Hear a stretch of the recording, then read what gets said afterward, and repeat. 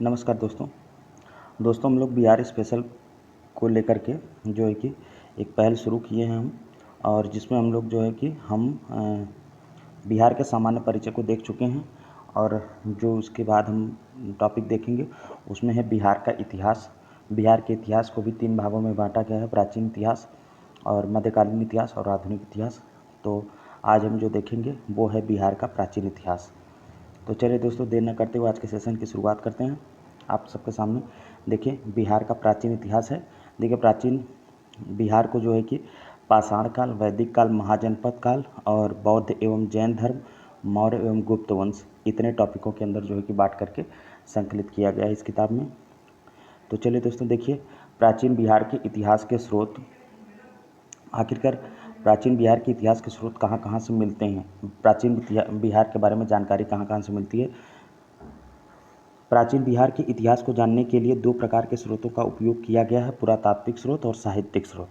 अब देखिए पुरातात्विक स्रोत में कौन कौन से आते हैं। पुरातात्विक स्रोत में है दोस्तों कि पूर्व ऐतिहासिक युग के लिए मुंगेर, चिरांद जो कि सारण जिले में पड़ता है, और चेचर जो कि वैशाली जिले में पड़ता है, मनेर पटना में, एवं सोनपुर सारण जिले में जो है कि सोनपुर से ताम्र प्रस्तर वस्तुएं और मृदभांड प्राप्त हुए हैं। और मौर्यकालीन अभिलेख में दोस्तों जो बिहार से प्राप्त हुए वो है लौरिया नंदनगढ़, लौरिया अरेराज, रामपुरवा और आदि स्थानों से जो है कि प्राप्त हुए हैं। पुरातात्विक स्रोत बिहार के प्राचीन इतिहास का अध्ययन करने में जो है सहायक होते हैं। अब तीसरा है दोस्तों कि बरार की गुफाएं, राजगीर, नालंदा, पाटलिपुत्र, विक्रमशिला से जो स्मारक प्राप्त हुए हैं वो हमें बिहार के प्राचीन इतिहास, प्राचीनता के बारे में जो है कि जानकारी देते हैं। खुदाई से प्राप्त सिक्के, मनके एवं मूर्तियाँ आदि जो है कि ये प्रमुख तात्विक स्रोत हैं जो हमें बिहार के प्राचीन इतिहास के बारे में जहाँ से हमें जानकारी मिलती है। साहित्यिक स्रोत में दोस्तों रामायण है, महाभारत है, पुराण, बौद्ध रचनाएं हैं। बौद्ध रचनाओं में भी अंगुत्तर निकाय, दीर्घ निकाय, विनय पिटक, उसके बाद जो है कि जैन रचनाओं में भगवती सूत्र आदि ऐसे प्रमुख साहित्यिक स्रोत है जहाँ से हमें जानकारी मिलती है। इसके अतिरिक्त दोस्तों जो है कि यात्रियों के कुछ विवरण हैं, जैसे मेगास्थनीज जिन्होंने इंडिका नामक किताब लिखी थी। उसके बाद चीनी यात्री थे फाहियान, इत्सिंग, वेनसांग, इन सब की यात्रा वृत्तांत से जो है कि हमें बिहार के प्राचीन इतिहास के बारे में जानकारी मिलती है। उसके बाद दोस्तों जो कि कौटिल्य के अर्थशास्त्र और मेगास्थनीज और कौटिल्य के अर्थशास्त्र एवं स्थानीय लेखकों के विवरण से भी प्राचीन इतिहास के विषय की जानकारियाँ मिलती हैं।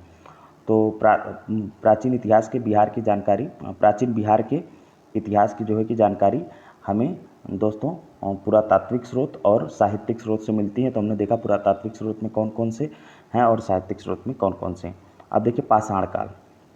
पाषाण काल के बारे में दोस्तों कि प्रागैतिहासिक काल में मानव द्वारा पाषाण या प्रस्तर का प्रयोग करके शिकार के लिए किया जाता था। मतलब कि पाषाण और पत्थर का जो प्रयोग होता था वो शिकार के लिए किया जाता था।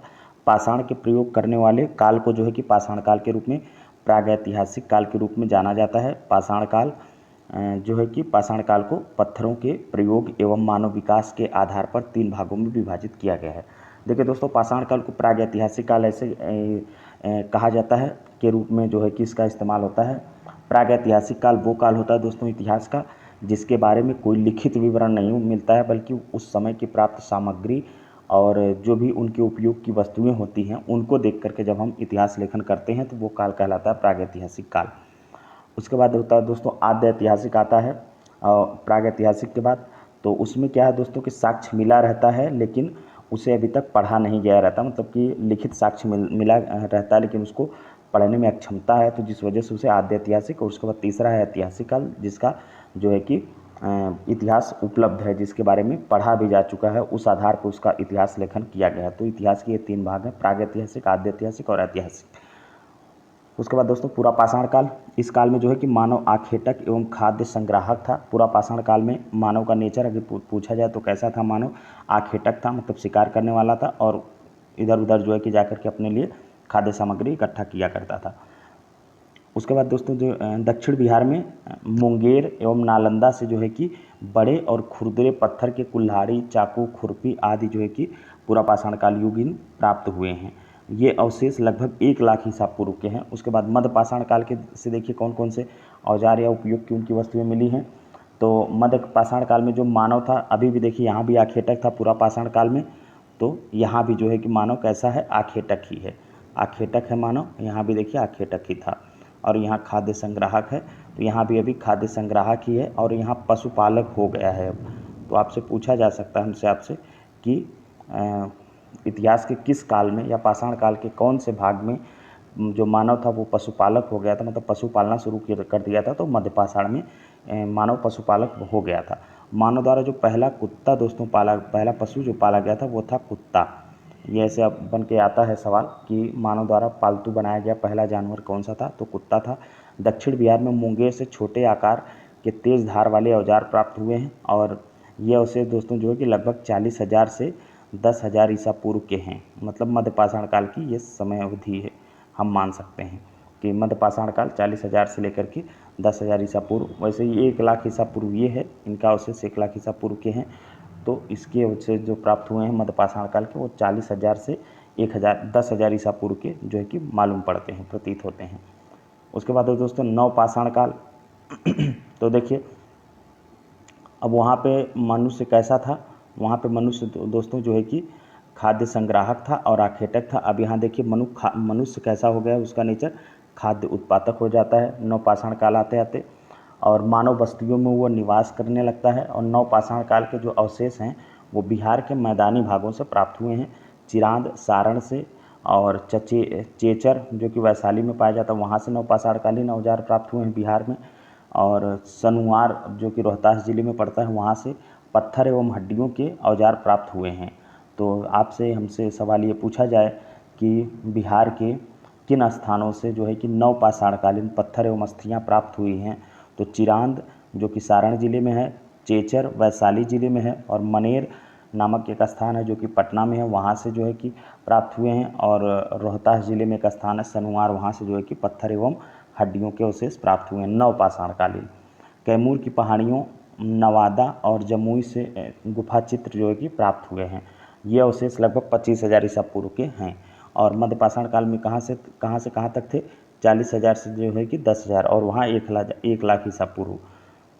ठीक है दोस्तों, अब देखिए हम आगे बढ़ते हैं। अब देखिए ताम्रपाषाण है। ताम्रपाषाण जहाँ पर दोस्तों पत्थर के साथ साथ जो है कि तांबे का भी प्रयोग होने लगा था, तो उसे जो है कि ताम्रपाषाण युग कहते हैं। ताम्रपाषाण काल में देखिए दोस्तों कौन कौन से स्थान से ताम्रपाषाण युगीन साक्ष्य प्राप्त हुए हैं बिहार के, चिरांद, सोनपुर, ताराडीह, चेचर, मनेर, सनुआर अभी हमने देखा रोहतास जिले में था, तो सनुआर, इन सब स्थानों से जो है कि ताम्रपाषाण काल के अवशेष मिले हैं। इस काल में पत्थर के औजार के अतिरिक्त मानव देखिए ताम्र का उपयोग के प्रमाण मिलने लगते हैं। जो हमने बताया वहाँ पे ये चीज़ आपको देखिए लिखित मिल गया। और ये अवशेष लगभग जो है कि 1,000 ईसा पूर्व के हैं। ताम्रपाषाण काल के जो अवशेष हैं वो 1,000 ईसा पूर्व जो है कि प्राचीन मालूम पड़ते हैं। अब आ जाते हैं दोस्तों हम लोग जो है कि पाषाण काल के बाद वैदिक काल। वैदिक काल में देखते हैं क्या है बिहार के वैदिक काल से संबंध। आर्यों द्वारा जो है कि स्थापित सभ्यता को वैदिक सभ्यता कहा गया, क्योंकि इस सभ्यता का इतिहास वेदों पर आधारित है। वैदिक सभ्यता को 2 वर्गों में विभाजित किया गया है, पूर्व वैदिक काल और उत्तर वैदिक काल। तो पूर्व वैदिक काल का जो समय सीमा है वो 1500 ईसा पूर्व से 1,000 ईसा पूर्व है, और उत्तर वैदिक काल जो है वो है 1,000 ईसा पूर्व से 600 ईसा पूर्व। उसके बाद दोस्तों पूर्व वैदिक और ऋग वैदिक सभ्यता का विस्तार बिहार क्षेत्र में नहीं था। पूर्व वैदिक और ऋग वैदिक सभ्यता का नहीं था।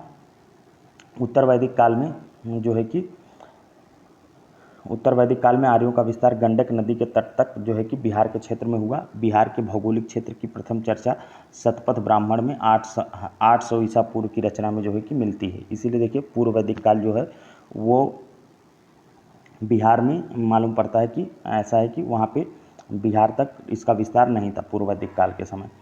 तो इसीलिए देखिए बिहार के भौगोलिक क्षेत्र की प्रथम जो चर्चा मिलती है वो शतपथ ब्राह्मण में लगभग 800 ईसा पूर्व की जो रचना है उसमें मिलती है। तो हमसे आपसे पूछा जा सकता है कि कौन से जो है कि साक्ष्य कौन सा ऐसा साक्ष्य है जहाँ से पहली बार जो है कि बिहार के भौगोलिक क्षेत्र की चर्चा मिलती है, कौन सा ऐसा वैदिक कालीन साक्ष्य है, तो दोस्तों वो है शतपथ ब्राह्मण।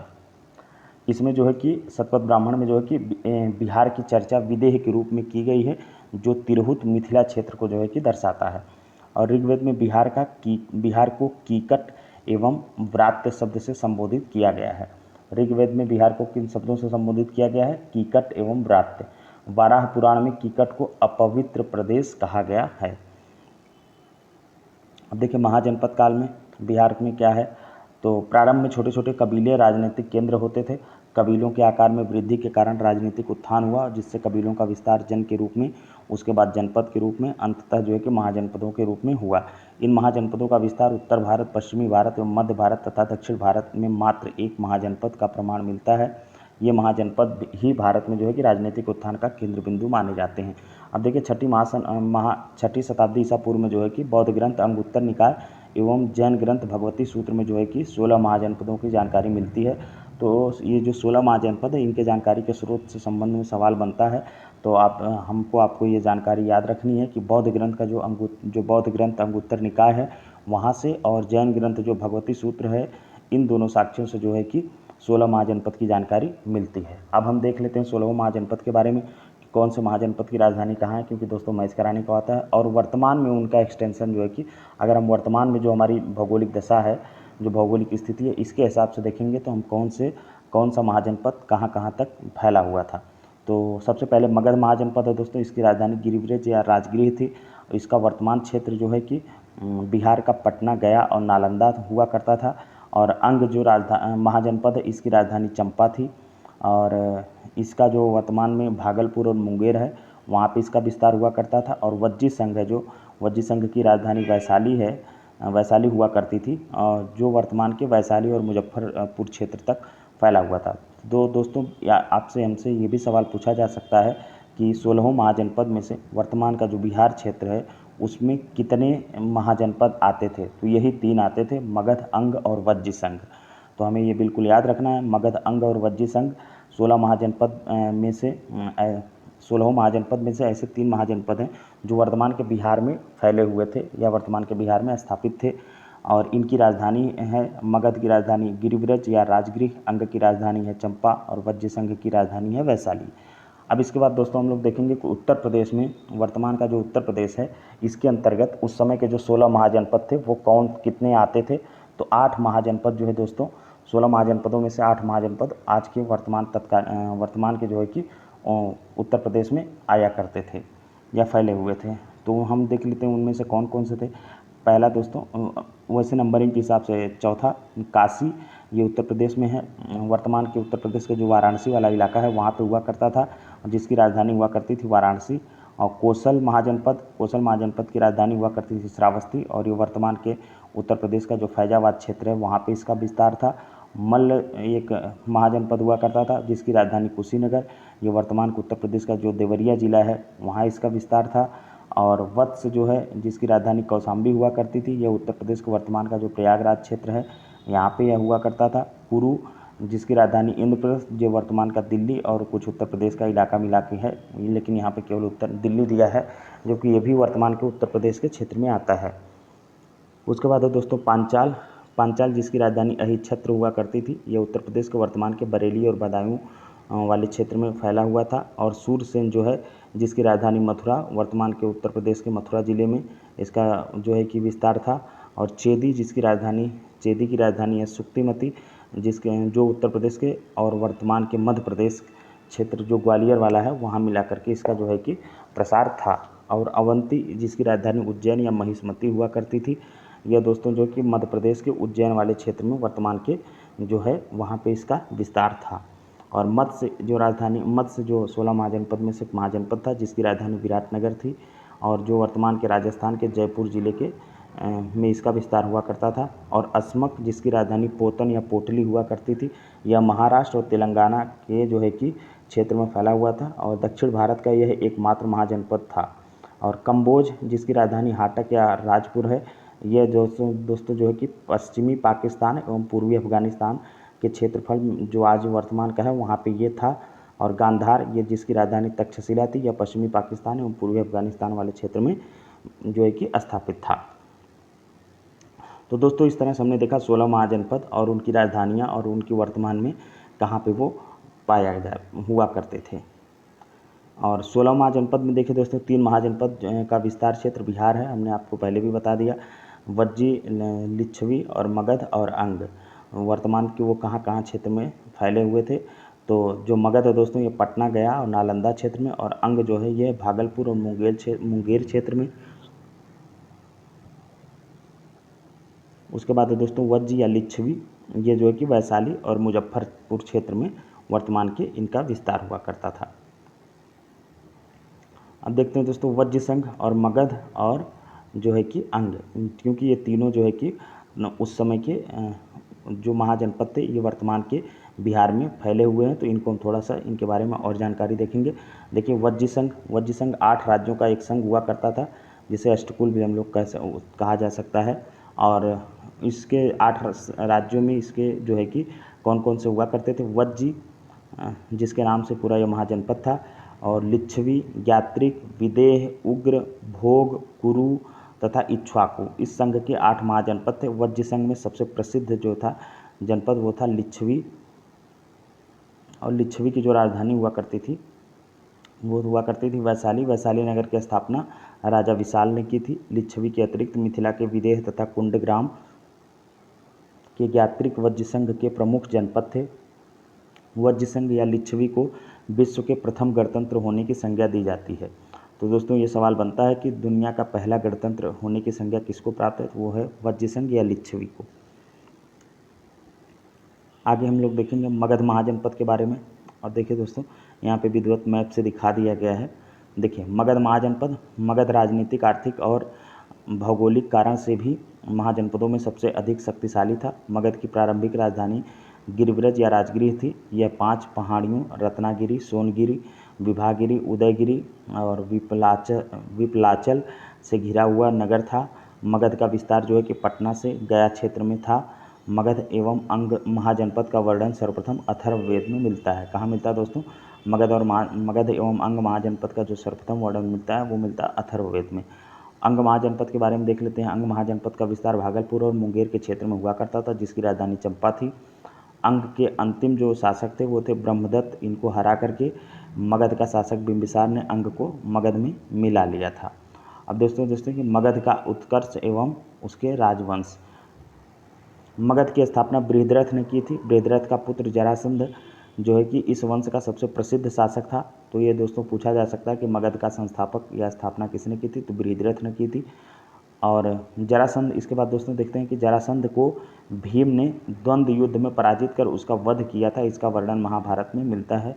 मगध के उत्कर्ष के क्या कारण थे, क्या वजह थी कि मगध का बहुत तेज़ी से उत्थान हुआ, तो पहला कारण यह है कि मगध की प्रारंभिक राजधानी राजगृह 5 पहाड़ियों से घिरा एक सुरक्षित क्षेत्र था, जिस वजह से ये कहीं न कहीं अपने जो है कि बाह्य आक्रांताओं से बचा रहा, जिस वजह से इसका उत्थान बहुत तेज़ी से हुआ।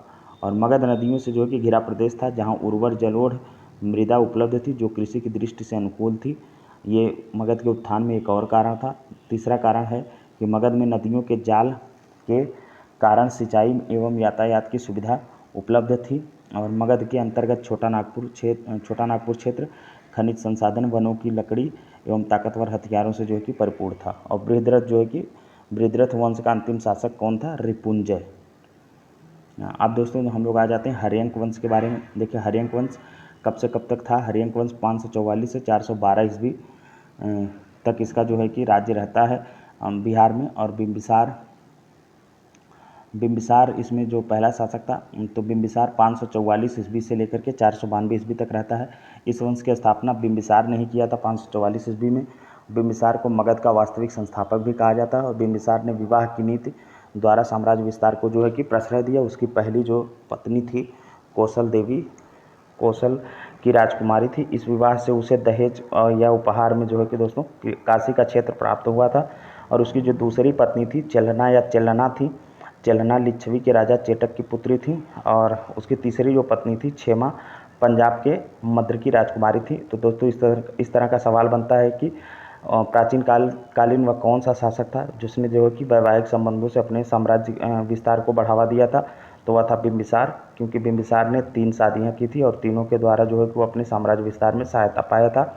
तो उसकी जो पहली शादी हुई थी वो कौशल देवी से हुई थी, जो कि कौशल की राजकुमारी थी। और उनसे विवाह में वह काशी पाता है उपहार स्वरूप। और जो दूसरी पत्नी थी दोस्तों चेलना वो लिच्छवी के राजा चेटक की पुत्री थी। और तीसरी जो उसकी पत्नी थी जिनका नाम था क्षेमा, वह पंजाब के मद्र की राजकुमारी थी। और बिंबिसार ने अवंती के शासक चंद्रप्रद्योत के साथ मैत्री संबंध बनाया। बिंबिसार ने चंद्रप्रद्योत के उपचार के लिए अपने राज्यवैद्य जीवक को भेजा था। तो दोस्तों ये सवाल बनता है कि राज्यवैद्य जो जीवक थे वो किसके दरबार में रहा करते थे, तो वो तो बिंबिसार के। और बिंबिसार की हत्या 492 ईस्वी में उसके पुत्र अजातशत्रु ने ही की थी। अब देखिए अजातशत्रु कब से कब तक शासन करता है। अजातशत्रु 492 से लेकर के दोस्तों 460 तक। और ये जो हर्यंक वंश का संस्थापक बिंबिसार है, ये 544 से लेकर के 492 ईस्वी तक शासन करता है। तो दोस्तों क्रोनोलॉजी लगाने को आता है तो हमें शासकों के बाद कौन से शासक के बाद कौन सा शासन किया था, ये हमें भी याद रखना चाहिए, क्योंकि इस तरह के सवाल बनते हैं। तो बिंबिसार हर्यक वंश के शासकों में बिंबिसार के बाद जो दूसरा शासक हुआ था वो था उसका ही पुत्र अजातशत्रु, जो कि खुद उसे मार करके सत्ता जो है कि काबिज किया था। और अजातशत्रु के बारे में देखते हैं, यह 492 से लेकर के 460 ईसा पूर्व तक शासन करता है। अजातशत्रु बिंबिसार के बाद हर्यंक वंश का शासक बना, उसका वास्तविक नाम कुड़िक था। तो ये भी पूछा जाता है कि किस शासक का वास्तविक नाम कुड़िक, तो वह था अजातशत्रु का। और बिंबिसार एवं कौशल देवी की मृत्यु के बाद राजा प्रसेनजीत ने काशी वापस ले लिया, जो कि इसके पिताजी को मतलब अजातशत्रु के पिताजी को कौशल से मिला हुआ था दहेज में, कौशल की राजकुमारी कौशला देवी से। देखिए यहाँ पे किनसे, हाँ कौशल देवी से शादी करने के बाद, जो कि कौशल की राजकुमारी थी, और विवाह में जो है कि काशी वह पाया था दहेज स्वरूप। देखिए वह काशी पाया था। जब वो उसकी मृत्यु हो जाती है बिंबिसार की, तो बिंबिसार एवं कौशल देवी की मृत्यु के बाद कौशल के राजा प्रसेनजीत ने काशी वापस ले लिया, मतलब अजातशत्रु से, मतलब अपने भांजे से वापस ले लिया। और जिस कारण प्रसेनजीत का संघर्ष अजातशत्रु से हुआ, मामा भांजे आपस में लड़ाई किए। अंततः अजातशत्रु ने जो है कि प्रसेनजीत को पराजित कर काशी पर अधिकार कर लिया। अंततः जो है कि भांजा अपने मामा को पराजित कर देता है और काशी पर अधिकार कर लेता है। और बाद में अजातशत्रु का विवाह जो है कि प्रसेनजीत की पुत्री वजीरा से हो गया। अब देखिए दोस्तों ये हम लोगों को नहीं पता चला, क्योंकि ये 3 शादियाँ किया था बिंबिसार कौशल देवी से किया था, और चेलना से और क्षेमा से, जो कि चेलना लिच्छवी के राजा चेटक की पुत्री थी, और कौशल देवी तो कौशल की राजकुमारी थी ही, और जिनसे कि जो विवाह में दहेज के रूप में काशी पाया था। और जो उसकी तीसरी पत्नी थी क्षेमा, जो कि पंजाब के मद्र की राजकुमारी थी। तो ये यहाँ पे दिया नहीं गया है कि अजातशत्रु इसकी 3 महारानियों में से किसका वह लड़का था, लेकिन यह दोस्तों कि अजातशत्रु ने जो है कि अपने जो कौशल देवी थी जिनके भाई थे राजा प्रसेनजीत, उनसे जो है कि इसका युद्ध होता है, क्योंकि बिंबिसार के मौत के बाद वह जो है कि वापस ले लेते हैं काशी को। तो जिससे ये नाराज़ होता है अजातशत्रु, और अजातशत्रु प्रसेनजीत से युद्ध करता है और उन्हें युद्ध में पराजित करके उनकी पुत्री से जो है कि जिसका नाम वाजिरा हुआ करता था, उससे वह शादी कर लेता है। अजातशत्रु ने वज्रसंघ एवं मल्लों को भी पराजित किया। और अजातशत्रु प्रारंभ में जैन धर्म को मानता था, बाद में उसने बौद्ध धर्म को अपना लिया। देखिए उस समय बौद्ध धर्म का स्कोप बहुत ज़्यादा हुआ करता था, जिस वजह से जैन धर्म को मान करके वो जो है कि बौद्ध धर्म को एक्सेप्ट कर लेता है। और अजातशत्रु ने 483 ईसा पूर्व में राजगृह के सप्तपर्णी गुफा में प्रथम बौद्ध संगीत का आयोजन किया था। इतना बड़ा ये बौद्ध धर्म का फॉलोअर बनता है कि इसी के समय में 483 ईसा पूर्व में वो भी राजगृह के सप्तपर्णी गुफा में प्रथम बौद्ध संगीत का आयोजन कराया जाता है, ये करवाता है। उसके बाद है दोस्तों उदयन 460 से लेकर के 444 ईस्वी तक शासन करता है। और सिंहल अनुश्रुति के अनुसार 460 ईसा पूर्व में उदयन ने अपने पिता अजातशत्रु की हत्या कर दी। और उदयन या उदायन ने अपनी राजधानी राजगृह से पाटलिपुत्र स्थानांतरित किया, मतलब सोन गंगा एवं गंडक के संगम पर जो बसा हुआ क्षेत्र था पाटलिपुत्र, वहाँ इसने जो है कि अपनी राजधानी स्थापित किया राजगृह से। और उदयन के जो है कि 3 पुत्र हुआ करते थे दोस्तों। 3 पुत्र थे, अनिरुद्ध, मुंडक एवं नागदशक इस वंश का जो है कि अंतिम शासक था। हर्यक वंश को क्या कहा जाता है, पितृहंता वंश, क्योंकि इसमें सभी शासक लगभग अपने पिता को मार करके शासन सत्ता पे जो है कि काबिज हुए थे। अब उसके बाद दोस्तों शिशुनाग वंश देखते हैं। 412 से लेकर के 344 ईस्वी तक यह रहता है शिशुनाग वंश। शिशुनाग ने हर्यक वंश की जगह शिशुनाग वंश की स्थापना की। शिशुनाग ने वैशाली को राजधानी बनाया। शिशुनाग ने अवंती के राजा अवंतीवर्धन को पराजित कर अवंती को मगध में मिला लिया। इसके अतिरिक्त शिशुनाग ने वत्स एवं कौशाम्बी को भी मगध में शामिल कर लिया। 394 ईसा पूर्व में शिशुनाग की मृत्यु के बाद कालाशोक मगध का शासक बना, और पुराणों में उसे काकवर्ण कहा गया है। तो 394 ईसा पूर्व से में दोस्तों शिशुनाग की मृत्यु के बाद कालाशोक मगध का शासक बनता है, और पुराणों में उसे काकवर्ड भी जो है कि नाम उसका मिलता है। कालाशोक के समय मगध की जो राजधानी थी दोस्तों वह पाटलिपुत्र हो गई, और कालाशोक ने 383 ईसा पूर्व में वैशाली में द्वितीय बौद्ध संगीति का आयोजन कराया था कालाशोक ने। और कालाशोक की मृत्यु के बाद उसके 10 पुत्रों ने शासन चलाया। शिशुनाग वंश का अंतिम शासक कौन था? नंदीवर्धन था। और उसके बाद दोस्तों देखते हैं हम लोग नंदवंश महापद्मनंद ने 344 ईसा पूर्व में शिशुनाग वंश को समाप्त कर नंदवंश की स्थापना की थी। मतलब नंदवंश की स्थापना किसके एवज में होती है? शिशुनाग वंश के समाप्त होने के बाद। महापद्मनंद ने एक राट अथवा एक छत्र की उपाधि धारण की, और पाली ग्रंथों में महापद्मनंद को उग्रसेन कहा गया है। पुराणों में उसे परशुराम का दूसरा अवतार बताया गया है। और महापद्मनंद ने पांचाल, इक्ष्वाकु, काशी, अस्मक, कलिंग, मैथिली आदि राज्यों को जो है कि परिभाषित कर मगध साम्राज्य का विस्तार किया। अब तक 312 ईसा पूर्व के काल में मगध का सर्वाधिक विस्तार महाजनपद के समय हुआ था। व्याकरण के महान जो विद्वान थे पाणिनि महापद्मनंद के समकालीन थे। इस वंश का अंतिम शासक घनानंद हुआ नंदवंश का, और घनानंद के समय ही यूनानी शासक सिकंदर ने भारत पर आक्रमण मतलब 326 ईसा पूर्व में किया था। और नंदवंश आर्थिक एवं सैन्य रूप से काफ़ी संपन्न था। मगध की सैन्य शक्ति के डर से ही सिकंदर की सेना व्यास नदी पार करने से जो है कि इनकार कर देती है। और घनानंद ने अपने दरबार में विद्वान ब्राह्मण चाणक्य का अपमान किया था। चाणक्य ने चंद्रगुप्त मौर्य की सहायता से घनानंद की हत्या करवा दी। नंदवंश के पतन के बाद चंद्रगुप्त मौर्य के नेतृत्व में मौर्य वंश की स्थापना हुई। उसके बाद दोस्तों देखें मौर्य वंश 321 से लेकर के 184 ईस्वी तक चला था मतलब इसका शासन। चंद्रगुप्त मौर्य वंशों में पहला शासक। जस्टिन एवं स्ट्रैबो ने जो है कि चंद्रगुप्त मौर्य को सेंड्रोकोट्स कहा, जिसकी पुष्टि विलियम जोन्स ने भी की थी। तो जस्टिन एवं स्ट्रैबो जो है कि चंद्रगुप्त मौर्य को सेंड्रोकोट्स कहते हैं, जो जिसकी पुष्टि विलियम जोन्स ने भी जो कि प्लूटार्क एवं एरियन के चंद्रगुप्त मौर्य को एंड्रोकोट्स के रूप में चिन्हित किया है। और चंद्रगुप्त मौर्य के गुरु चाणक्य जो कि जिनका नाम कौटिल्य भी था, इनके और अन्य भी कई नाम मिलते हैं। उन्हीं की सहायता से चंद्रगुप्त ने 321 ईस्वी में मौर्य वंश की स्थापना की। और चंद्रगुप्त मौर्य ने 306 ईस्वी में सिकंदर के उत्तराधिकारी सेल्यूकस निकेटर के साथ युद्ध किया था।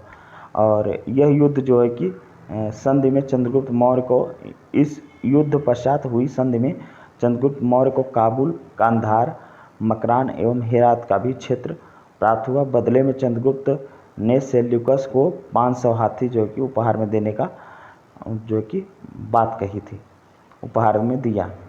और युद्ध पश्चात चंद्रगुप्त मौर्य का विवाह यूनानी राजकुमारी हेलन कार्नेलियन सेल्यूकस की जो पुत्री थी उनके साथ हुआ। और सेल्यूकस ने चंद्रगुप्त मौर्य के दरबार में राजदूत मेगास्थनीज को भेजा।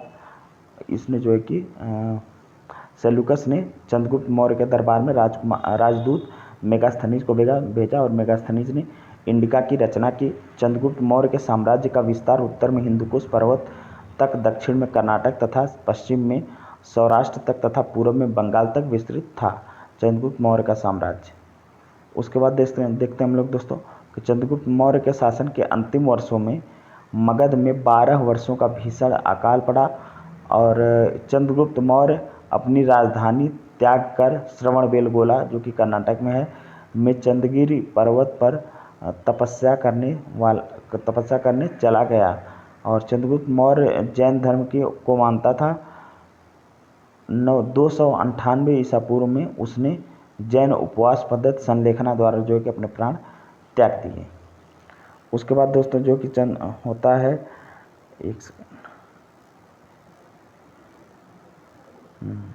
बिंदुसार आता है। तो दोस्तों आज इतना ही रोक देते हैं वरना बहुत ज़्यादा हो जाएगा, वीडियो लंबा हो जाएगा।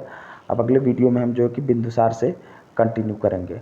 अगर आप लोगों को ये शुरुआत अच्छी लग रही हो तो आप लोग जो है कि सपोर्ट करिए, लाइक करिए और चैनल को सब्सक्राइब करिए। Thank you.